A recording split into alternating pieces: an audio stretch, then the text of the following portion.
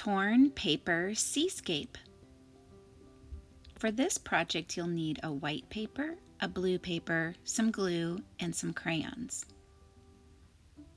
First, we're going to take the white paper and we're going to fold it so it looks like a long boat. And you'll crease the bottom of it once you have met the corners. Open it up.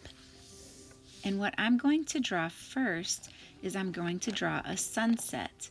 And I'm just going to do it on the top half of my paper. So I'm drawing the sun right now. And I've noticed that when I see the real sunset sometimes that there are different colors on the sun. So I start by adding some yellow because I've seen that on the sun sometimes when it's setting. And then I'm adding in a little bit of orange.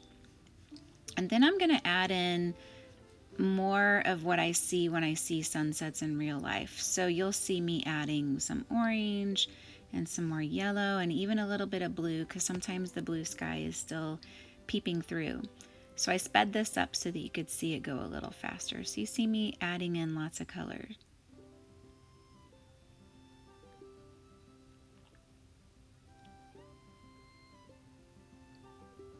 Now another thing you could do is you could also draw a skyline. So a skyline is what we call the buildings that you see when you're looking at a city. So I'm going to be drawing lots and lots of buildings. Now this takes a little bit longer than making the sunset. So if you feel like you would like to make a city skyline, then just know that it might take you a little bit longer because I'm going to add in all these different shapes for different buildings because I thought that would be kind of fun. I love seeing skylines with different shapes. Some of the buildings are short, some of the buildings are really tall, some of them have these cool domes on top. And then I'm going to come in a little bit and add in all the windows. The windows are what kind of take a long time.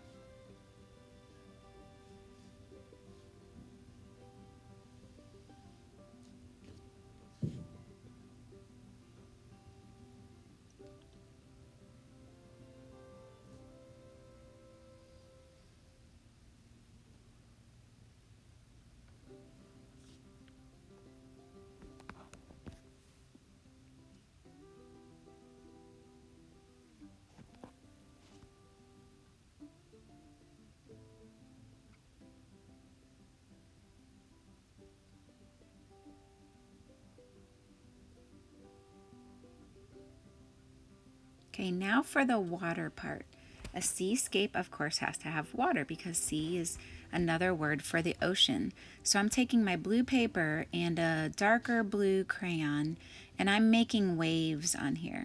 And I'm going to make these waves in different colors, kind of overlapping, so it'll make it really interesting.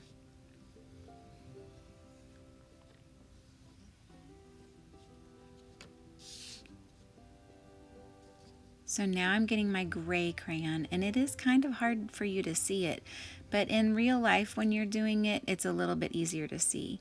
And then I went over it with some white and even a different color of blue. And now I'm going to start doing the torn ripping part. So I'm starting on one end of it, and I wanted to make my water look kind of wavy, so I'm actually ripping the paper in a wavy type of pattern. And this is a little bit tricky if you've never done this before, and you can always practice on just a plain piece of white paper before you start doing it on the blue if you want. So you'll notice that I'm kind of holding my left hand in one spot and I'm ripping with the right hand. I'm just kind of stabilizing or holding down that paper. See how at the top I put them next to one another for a second to kind of help rip it the way I want to.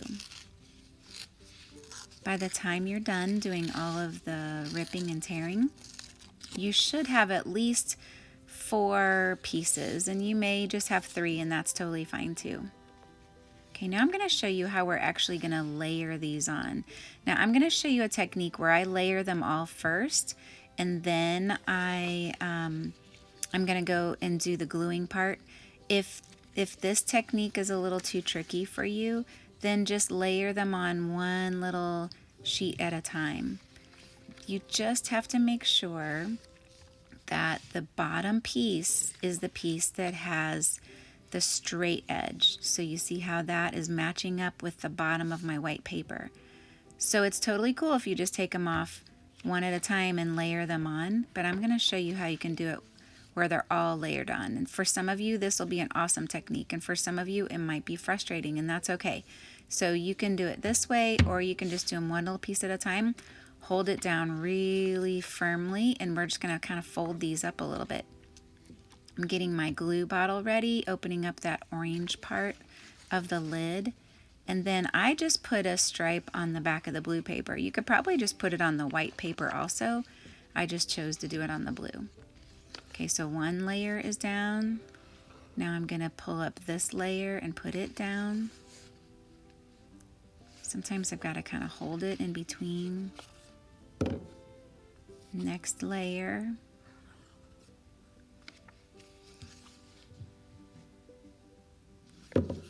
And then here's my last layer for this side.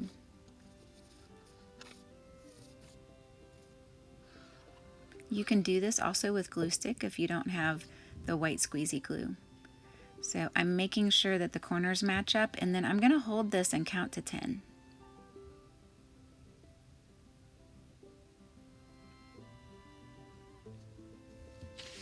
Okay, now I'm flipping mine around because my right hand is my hand that I use the most, so it's easier for me to just flip the thing around. All right, so first layer again, and then I'm going to speed this up so that you can just see it a little more quickly.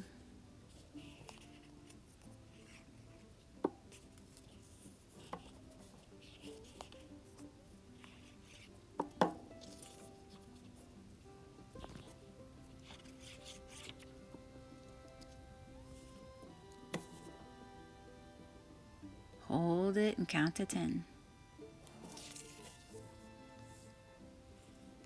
Now I wanted to add a little bit of white to the top of my waves because sometimes they kind of look that way when they come rolling in, and I thought that might define my waves just a little bit more. You don't have to do this part if you don't want to. I just thought it might make them look a little more cool.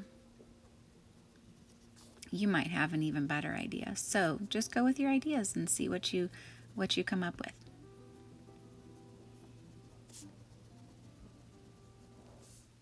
Okay, so there is my seascape with a sunset in the background.